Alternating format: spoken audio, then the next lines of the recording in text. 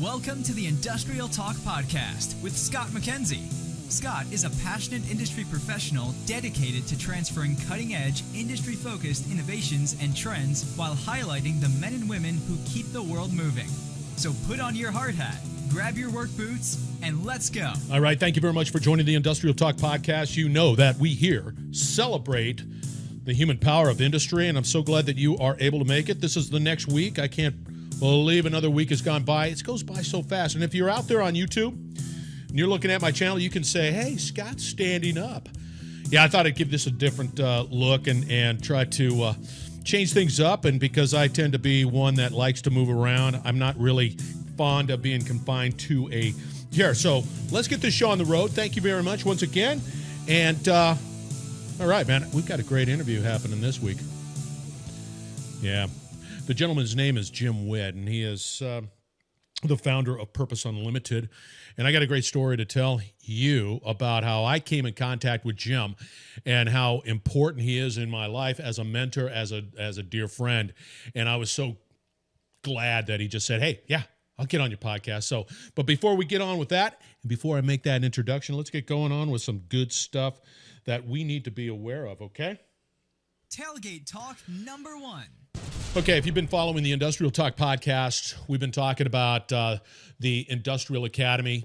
And for me personally, fortunately, I come in contact with a lot of great industrial professionals, anywhere from leadership all the way through to technology and everything in between. And so what we're doing is we're creating an industrial academy that we're going to highlight, and you can go out there and you can get some training on some of the best industrial specific training out there. So it's all broken up into, let's say, leadership, finance, operations, of course, sales and marketing, which I'm so passionate about. And then the final one is technology. So please stay tuned. It's coming around. Number 2.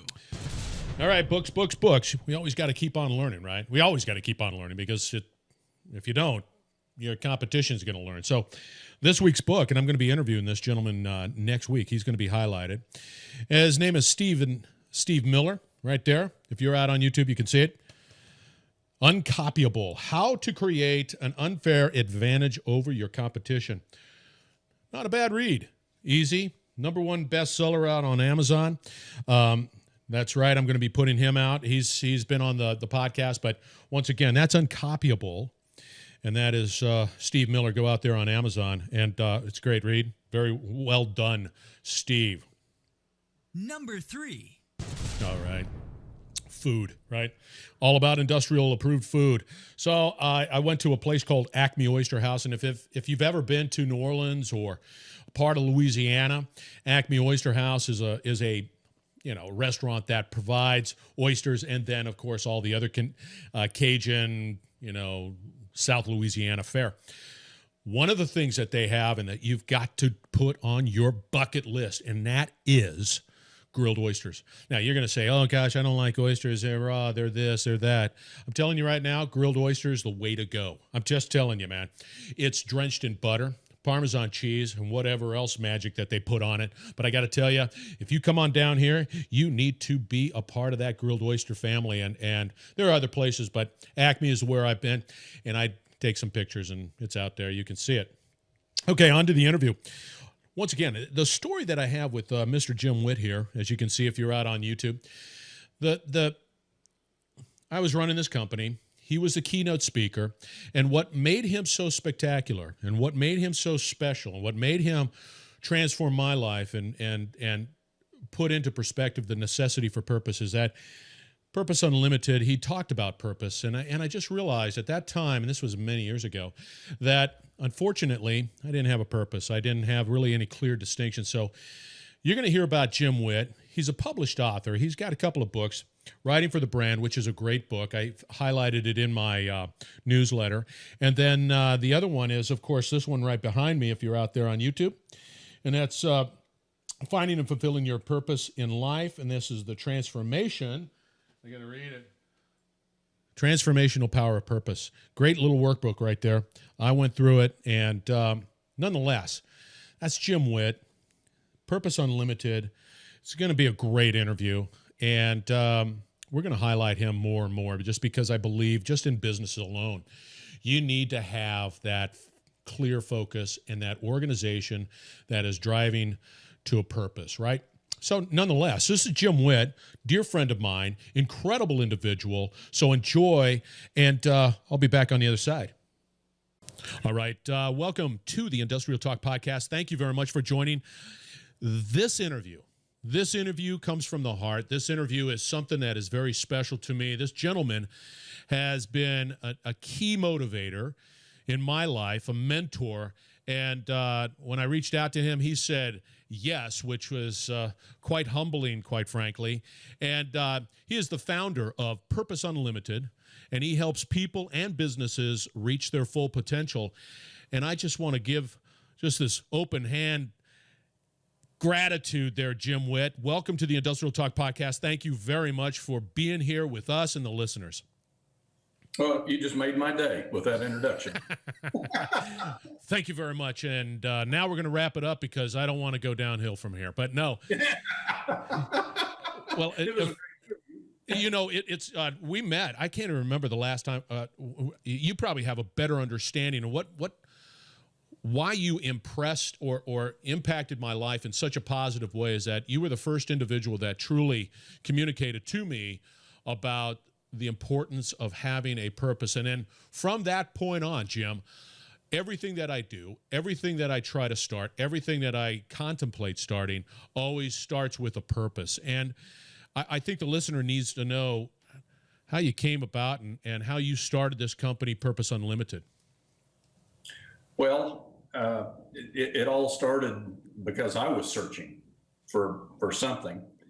I had spent 10 years in sales with the Ralston Purina Company, working with large commercial feeding operations in the high plains of Kansas and Oklahoma and Texas. And I was a successful salesperson. I was a top 20 producer out of a sales force of 500. And but after 10 years of that, I felt like a V8 engine that was hitting on about 4 cylinders.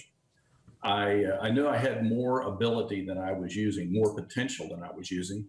And I didn't know what I was going to do, but I knew what I wasn't going to do anymore. So I quit my job and I went to work for another large agribusiness corporation, Central Soya, and I became their national cattle product marketing manager. And after about a year and a half, I took my product group from being the poorest performing group to having the largest percentage increase of all the product groups in a year's time. I still felt like I was a V8 engine hitting on about 4 cylinders.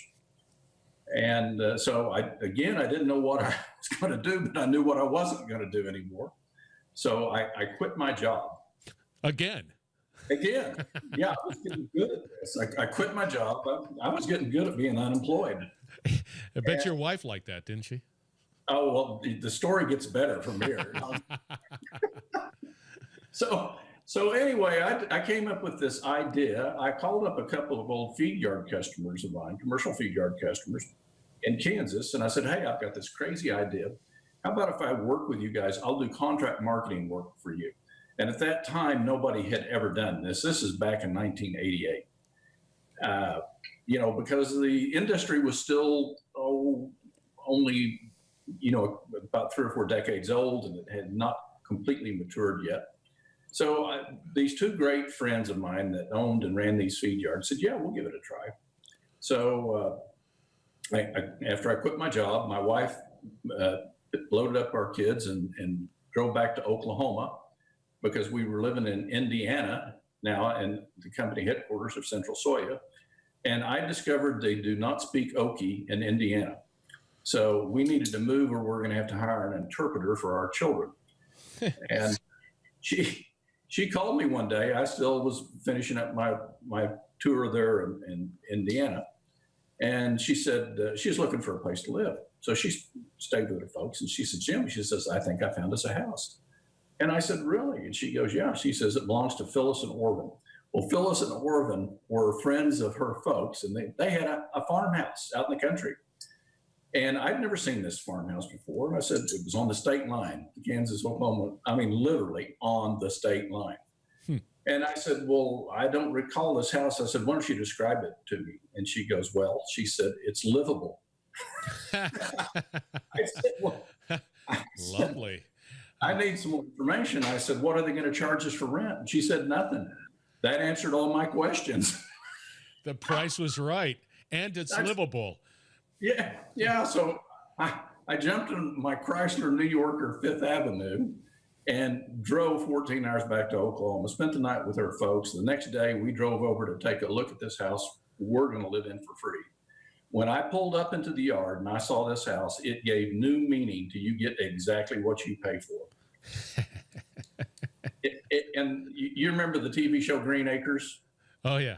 Yeah. Yeah. Well, this place was worse than Green Acres. Oh, jeez.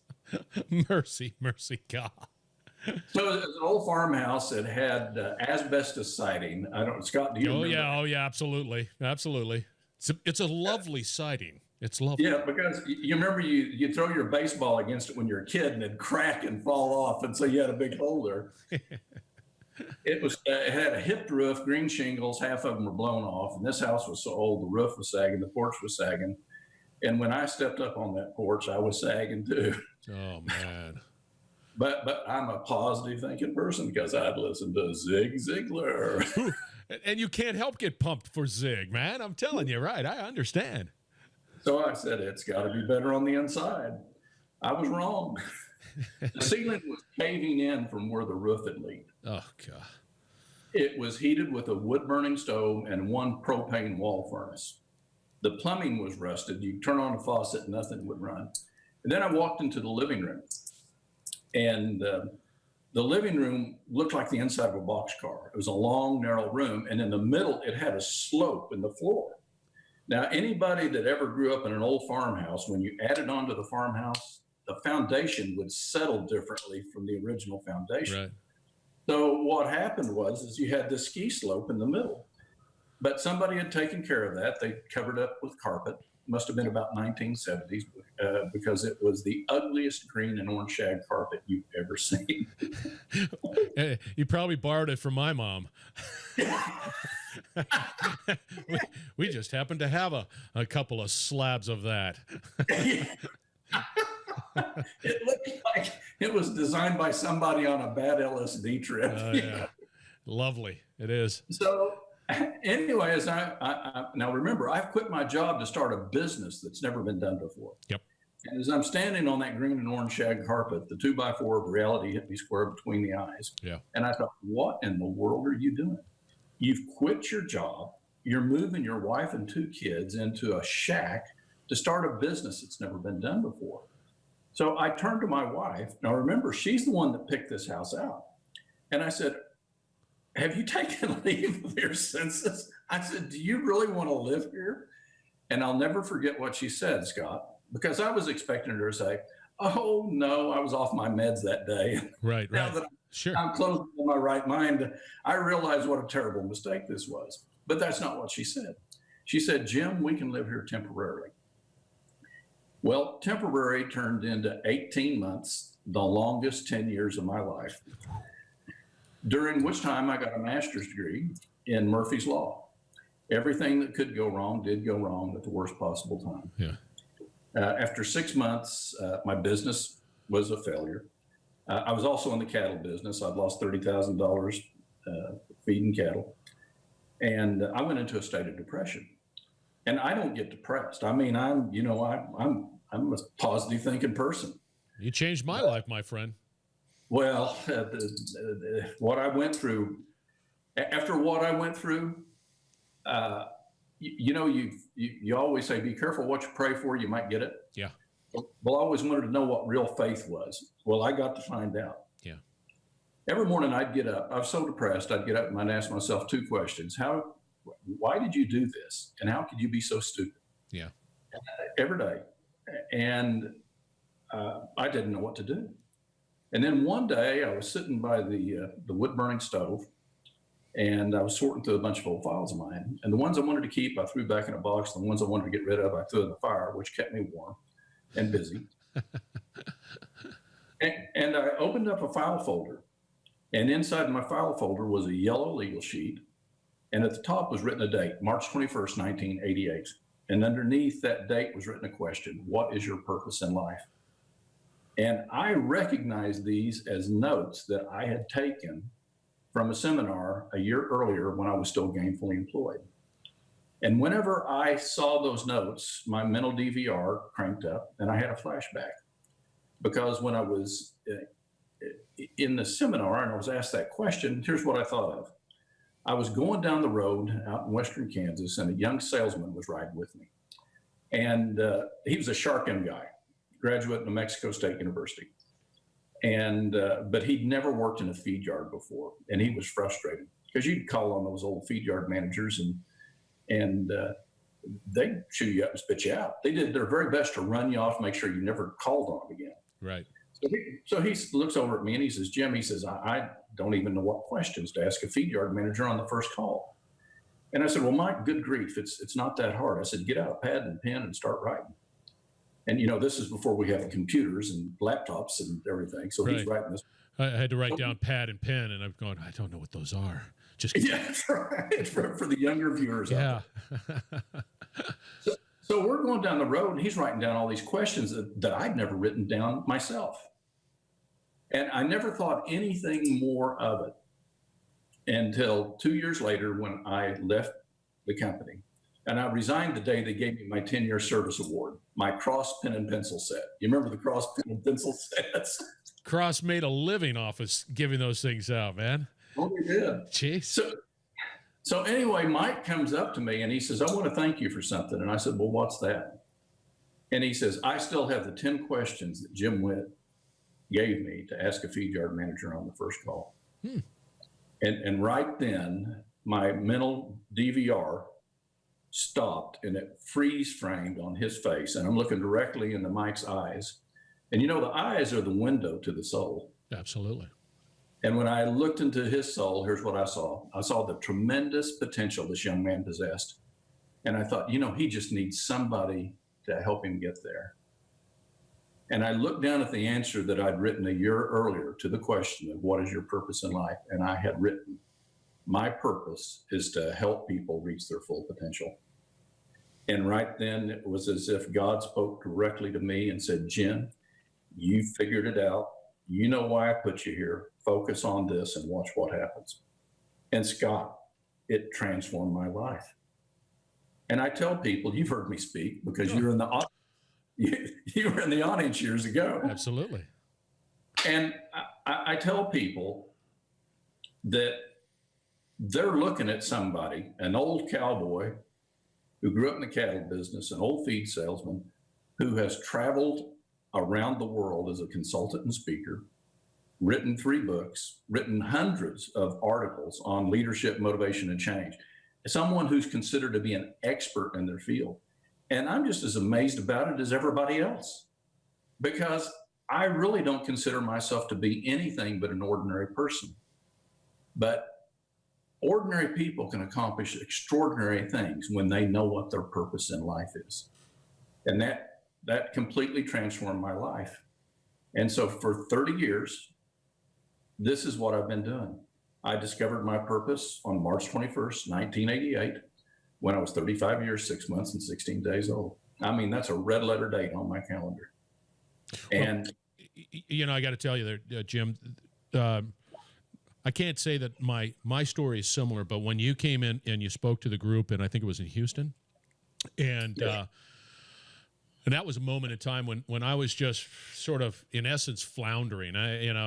You do the things that you think you're supposed to be doing, and you just sort of go through that routine. And once again, to use your analogy, I was running probably on 4 of the 8 cylinders, and then it was that aha moment that truly, it doesn't, your life is not, a bunch of popcorn and candy after a while. It's still work, but there is that it's different. It's different about how you view things. I don't know. And purpose has just been a big driver for me. Well, I still remember after my presentation, you came over and sat down, and we probably talked for half an hour. Yeah. Just sitting there, and you started you started pouring out your soul to me about where you were. And I mean, it's not like you weren't successful. You were president of an international company. Yeah. But you knew that you weren't fulfilling your purpose in life. No. And so what you did, as I recall, I gave you a copy of Writing for the Brand. Yep. One of my books, The Power of Purposeful Leadership, and you actually read it. If you're out on the YouTube channel looking at it, here's the book right there. No, that's my other book. No. You're getting there. That's one of them. This is how important it is, like the transformation and power of purpose. And I went through this book too as well. It was just easier to grab as opposed to the other one. Oh, well, here, I happen to have Writing for the Brand right Boom. here. So Boom, there it is. If you're out on the YouTube, there it is right there, and you got the other one here. Yeah. The thing about it is you're really a poster child for the processes that I've developed. You're a testament, and I tell people that I can't tell you what your purpose in life is, but I'll give you a shovel and tell you where to dig. And that's where I wrote this book. Yep. That's the process. If you want to discover your purpose in life, you work your way through that book, and you're going to discover your purpose. The only prerequisite is that you have to be looking for it. You have to be seeking it. And of course, if you seek, you'll find. And so I tell people that I can't tell you what your purpose is, but I will give you a shovel, tell you where to dig, and you have to find it. You don't define it. You were created with that purpose. And when you discover what your purpose is, your life becomes electric. And look at you. Look at what you're doing today compared to when I met you. Yeah, that's been a journey, hasn't it? Yeah. I mean, now, would you have dreamed that you'd be doing what you're doing today? No, heavens no. It was nowhere on your radar screen, was it? No, what's interesting about it there, Jim, was the fact that I was sitting in the car, and I was just driving, and I said, yeah, I like the people within the industry. I love what they do. I think it transforms people's lives, yet I can't find a podcast that has anything to do that highlights and really elevates that profession to what it needs to be. And yeah, who would have thought that here I am chatting with you on a podcast? It blows my mind. But I'm going to have to break right now, and I hate to do this there, Jim. You're listening to the Industrial Talk Podcast. We're going to go into how the power of purpose not only impacts the individual, but from a company perspective, and why you, as an industrial professional, need to really listen to this gentleman talk about it, because it will change your life. So stay tuned. We will be right back. Thank you once again for listening to the Industrial Talk Podcast. You're listening to the Industrial Talk Podcast Network. All right, the Industrial Talk Podcast has a new sponsor by the name of ASG Energy. Now, this company helps private companies as well as public organizations of all sizes reduce energy costs through the use of commercial LED lighting technology and electrical services. Now, you know me. I'm a big fan of LED just because, well, first off, I don't have to change the lights, but on a commercial basis, oh my gosh, the energy savings is phenomenal. The reduction in maintenance costs, phenomenal. Return on investment, quick. It's incredible. And the environmental benefits, self-explanatory. So, you have any questions about LED commercial lighting? You need to check out my friends at ASG Energy, LLC.com. Find out more because they know what they're doing. So check them out. All right, welcome back to the Industrial Talk Podcast. I've got Jim Whitt on the horn here. He's joining the Industrial Talk Podcast, and he's sharing with us the power of purpose and how it's changed my life. And I'm guarantee you, as a listener, you need to listen to this guy because he can help you.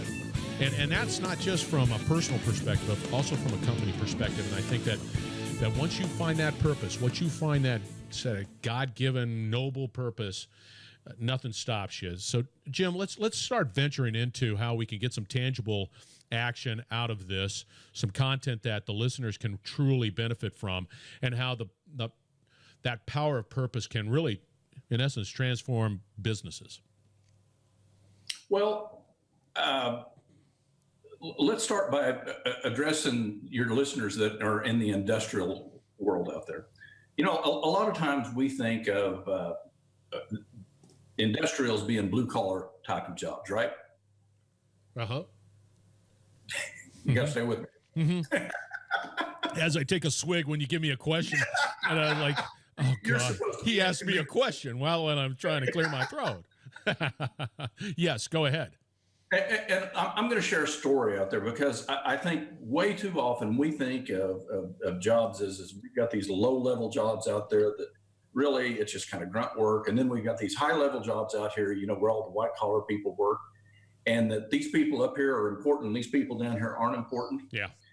And I want to share a story with you because I was asked to speak for a national trade association a few months ago. So I've got the CEO and a couple of his senior staff members on the phone with me. And of course, I always call them up and we do our, you know, pre-program prep before I ever go and speak. So my parting question is what do you want your people walking out of the meeting after they've heard me speak? What do you want them thinking? And I mean, he said immediately, he says, I want them to believe and understand that what they do is important. And I thought, you know, that is powerful right there. Yeah, that's good. What if everybody in every organization understood and believed that what they do is important? What kind of an impact would that have? It would be huge. So, you know, I went and I spoke and I shared this story with them about my friend Kent Stroman.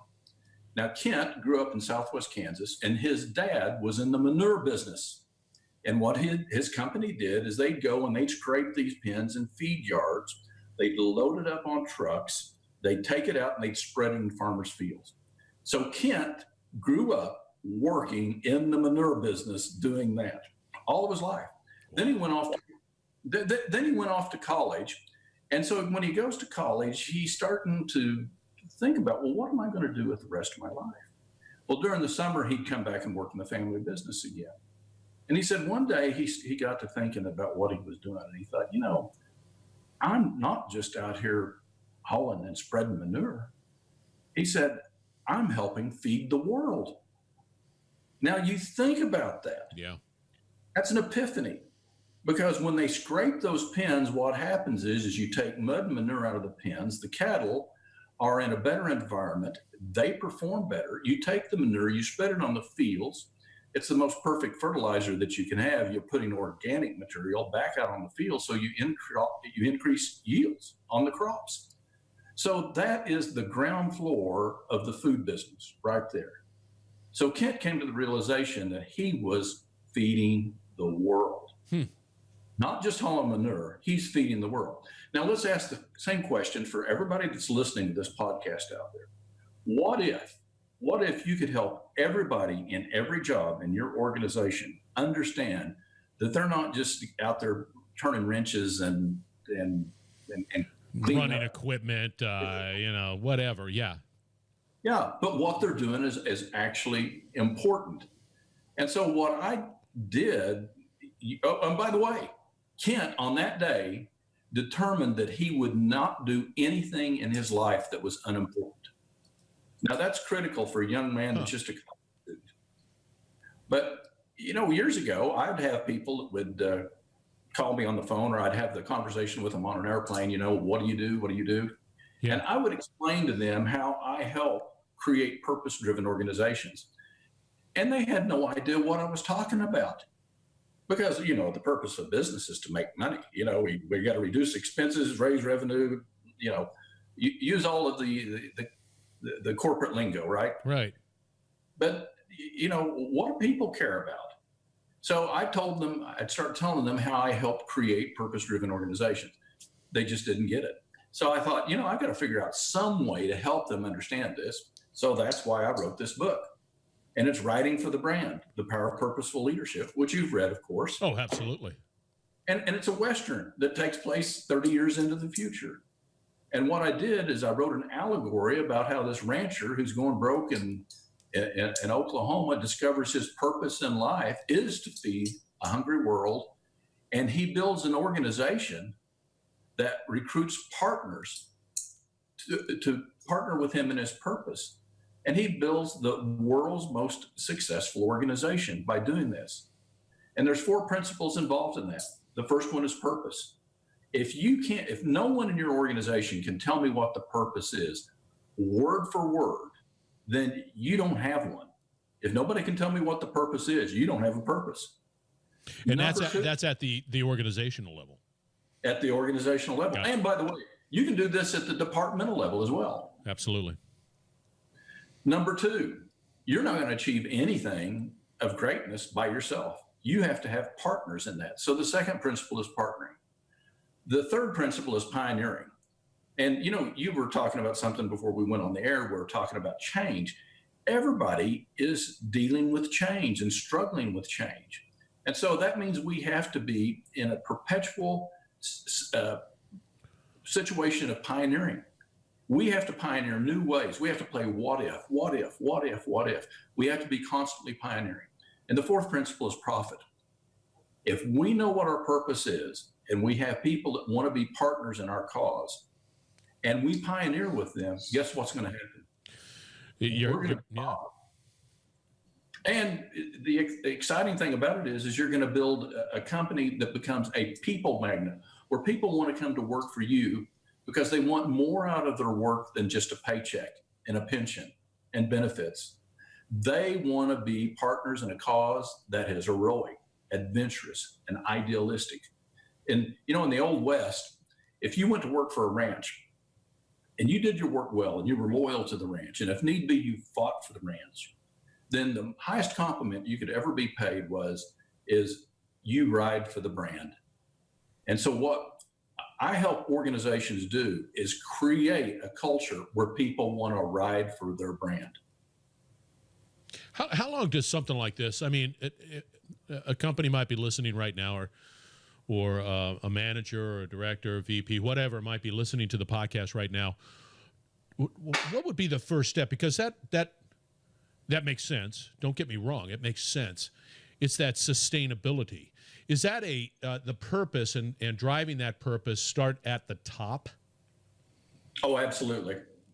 If the owner or the CEO or the department head or whoever else, if they don't believe in it, who else is going to believe in it? Yeah. They have to be the ones that say, okay, this is what we're going to do.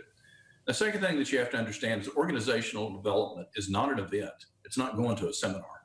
It's a process. You have to work on it every day, every day, every day.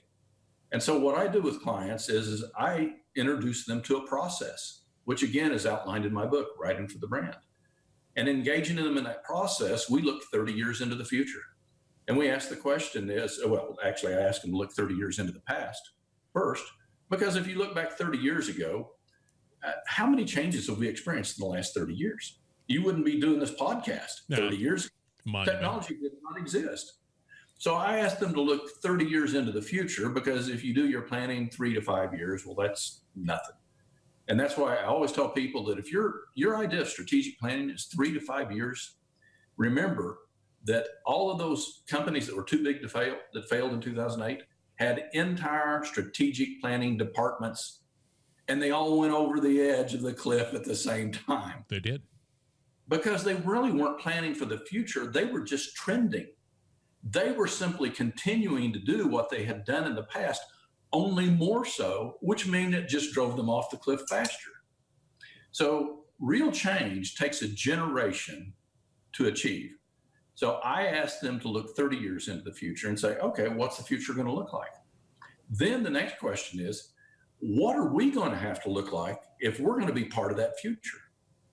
And then the final thing is what are we going to have to do to get there? And that's the whole process that helps them identify what the purpose is, what the vision is, what the values are, everything that goes into what do we have to do to create this company of the future. But what's interesting, and this is a common problem within, okay, I'm going to touch upon millennials, touch upon workforce, and I think the reality is that people do want to work for a company that has a noble purpose, right? Who is driven by something bigger than the company and has that type of a future look. But the problems that I see, and this is at the company level, is that everybody looks quarterly, right? Yeah.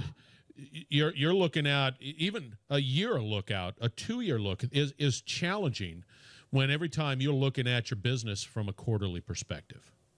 How do you change that? Well, as you know, publicly held corporations' idea of long-range planning is 90 days. Yep. Because they're driven from quarter to quarter, and it's all based on what a stock analyst projections is of their stock. So they're trying to hit a number, which is a terrible way to run a business. Because what if you overshoot the number, then guess what? Your stock goes up. If you undershoot the number, your stock goes down. But you're only talking about 3 months, 4 months. Well, actually 3 months. There's 4 quarters there. So you have to reach out and say, look, we're talking about what the next generation is going to look like. Now, you and I both know companies that do that to some degree. They're public or they're privately held companies. Cargill, for example, or Coke, for example. You know, they don't look at it from just a 90-day perspective. They look at it long term. Both of those companies are pretty successful. So I try to get all of my clients to do exactly the same thing. Go 30 years into the future, stand there, look back, and say, oh, this is what the future looks like. Now let's build a bridge from here back to there and then work our way forward.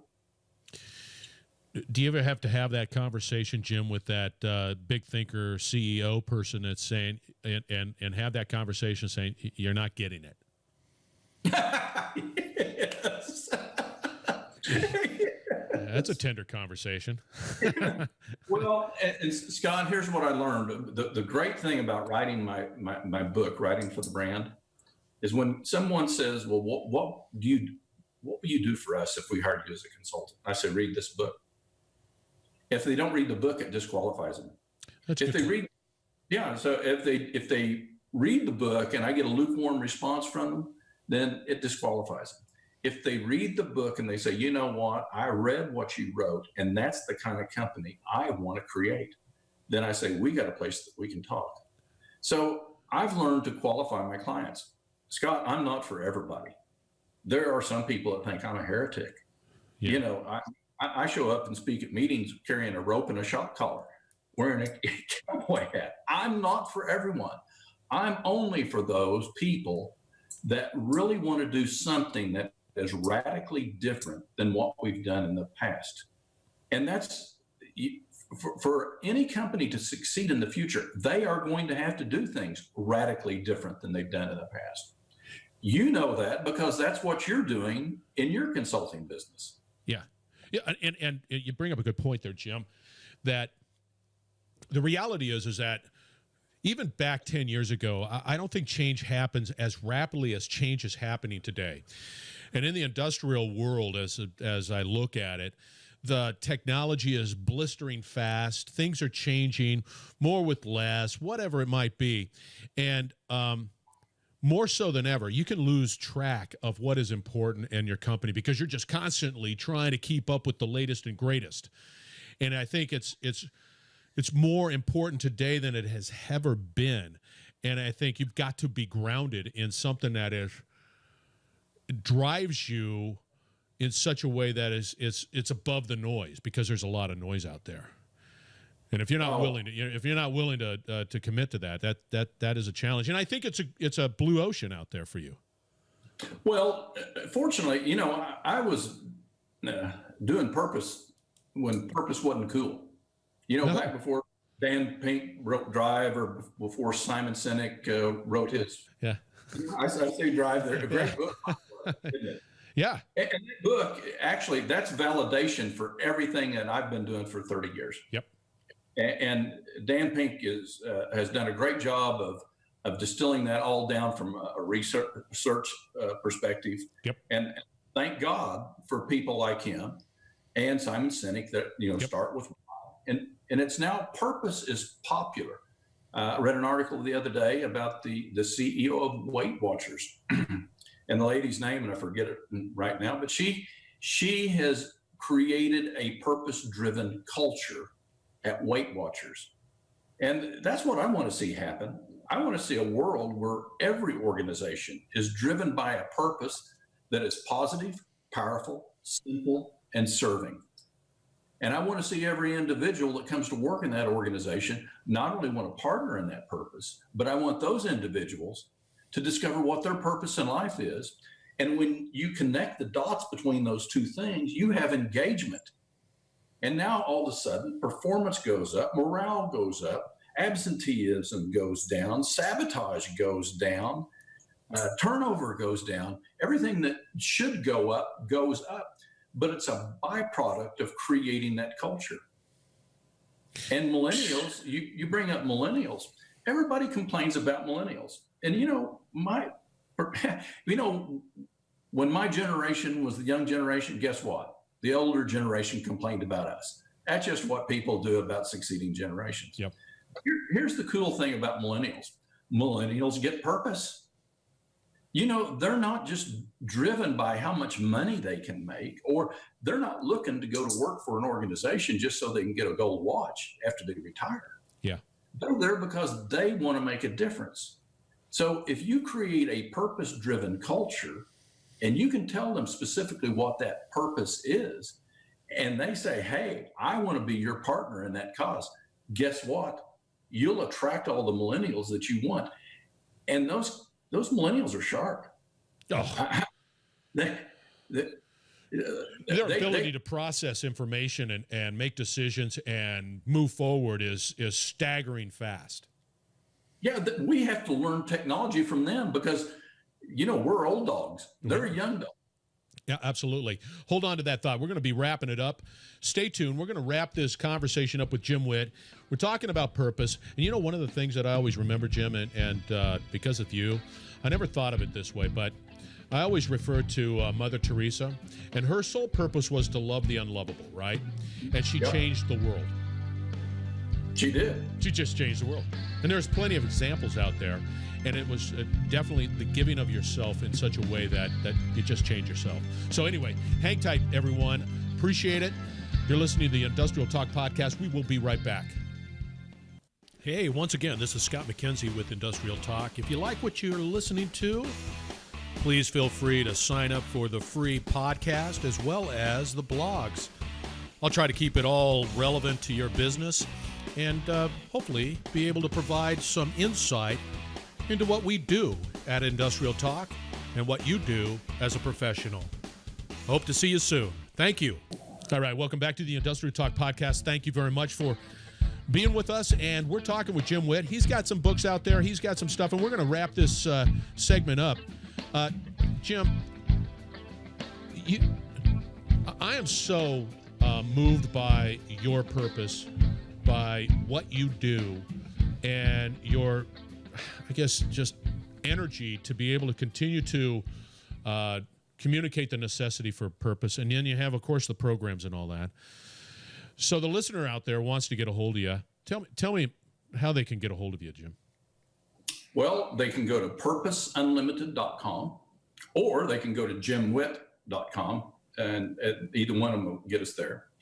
I can give you a phone number if you want a phone number, or just as long as you answer those emails if they come your way. And I think you're out on LinkedIn too as well. Yeah, I'm on LinkedIn. I'm on Facebook. They can follow me on Facebook, LinkedIn. I post a quote a day, which you see on there all the time. Yep. And I'm not as prolific as Scott McKenzie at posting on LinkedIn. You're who I want to be whenever I grow up on LinkedIn. It's like I open up LinkedIn and it's like Scott McKenzie is the first thing that I see. I'm competing against other companies. I'm trying to be noticed, and I think we've got a message that needs to be communicated at all times. I'm passionate about you industrial leaders out there, and but nonetheless, you've got two books, right? You've got Writing for the Brand, which is a great read, by the way. Yeah, I cover to cover, and I think I read it in a day. And it's designed that way. Yeah. It's an airplane book. You go on a trip on an airplane, take this with you. You'll have it read by the time you get back. And Scott, the thing that I would do is I know that we've got just a little bit of time here. I want to share a story. The other day, I got a call from a young man who works for an insurance company, and he used to work for another insurance company that I had spoken to and done work with several years ago. And not only did I speak there, but I actually came in and I gave them the process of helping their people discover their purpose in life. And he told me, he says, I'm no longer the company. He says, I want you to know, he says, have you gotten feedback from the impact that you had on our company? He says, after we went through your process, he said, we had people that discovered their purpose and they actually left the company because it wasn't a good vehicle for them. And he said, it was good for them and it was good for the company because we had other people that said, hey, this is a great vehicle for me. And he says, and that impacted me. He said, because I discovered my purpose in life, which is to have a positive impact on the lives of other people. And he told me that just on the phone. Scott, I hadn't talked to this guy it's probably been 10 years since I spoke to their company. But I thought, how powerful is that he remembers what happened 10 years ago, the impact that it had on his company, his people, and in his personal life. And now the new company that he's with, he says, I've got to have you come in here and talk to us. And Scott, I'll bring it right back to whenever I met you. And of course, the reason that you and I met was because I asked the people at Westway, I said, who can I use for a steer in my roping demonstration? the ugliest guy. There he is. He looks like a steer. And they said, oh, we have the perfect candidate. His name's Scott McKenzie. Yeah, I'm a legend. An ugly legend, yes, but I'm a legend. And you probably still remember when I drug you up on stage. Of course, you were completely unaware of it. It was a very important time in my life, no doubt. But I think about that because that was a seminal moment in your life. Yep. Because when you walked off that stage and you sat down and you started talking to me, you may have not known what you were going to do, but you started telling yourself, I'm not going to do what I'm doing anymore. Yep. Because you knew you weren't fulfilling your purpose there. Yep. Scott, you and I need to create more Scott McKenzies out there. Hopefully. We do. I agree. Now, I understand that'll drive a lot of people crazy, but bunch of ugly guys running around there, but they have a heck of a purpose.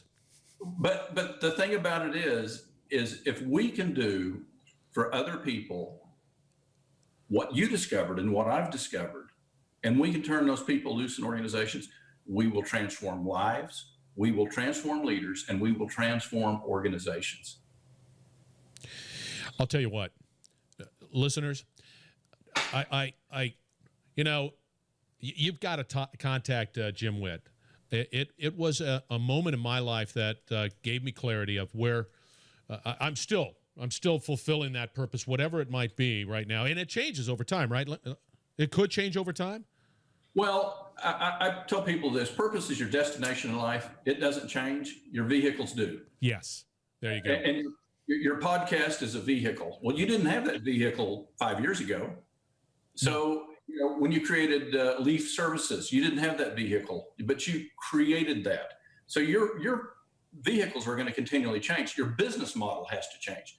Your purpose remains the same. All right, listeners, you got to get in contact with Mr. Jim Whitt here. You got to get his books. They're out on Amazon, right? They're on Amazon. And it's the transformation, the power of purpose. That's a great book too. Writing for the brand, and this one too, the workbook. I'll tell you real quick, if you get both of the books, yeah, but read Writing for the Brand first. Yes. Because when people get to the end of Writing for the Brand, and I debrief it with leadership groups, and I'd ask them what the theme was, and I thought, well, they tell me it's about creating a purpose-driven organization.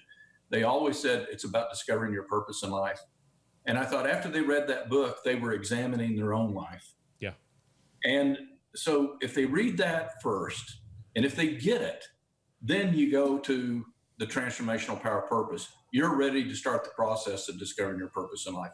And I'll make a bold promise, is if you want to know what your purpose is, and you go through the process that I've outlined in that book, you will discover it. And when you discover it, your life will become electric. You'll be like Scott McKenzie. You're fantastic, Jim. That is an absolutely incredible testament. So get out there. Do not hesitate. Get those books. Writing for the Brand. And the transformation, power of purpose, got to do it, make it happen. You can change yourself and you can change your company. You can transform it into something that is much bigger, grander, and fulfilling that purpose. So, Jim, thank you very much. Really appreciate it. I know you're a busy man. I know you are. Oh, pleasure, Scott. I can't think about anything I'd rather be doing right now than talking to you on this podcast. Thank you very much. I think the listeners appreciate it. And thank you very much for joining the Industrial Talk podcast. We will be right back, and I'll wrap it up with another glowing recommendation for Jim Whitt. So stay tuned. You're listening to the Industrial Talk Podcast Network.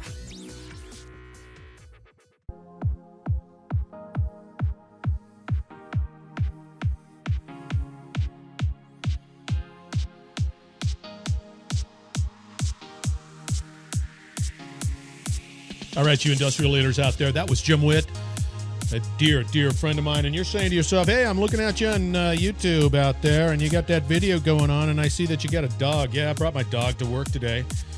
He is the podcast pooch. His name is Benny. And all he does is I pad the seat just because I've got to take care of him. Here he is. Look at him. He's a mutt, but he's just a lovely mutt. So anyway, you know how to get a hold of me. That's industrialtalk.com. We're out there on Facebook, LinkedIn, Twitter, Instagram.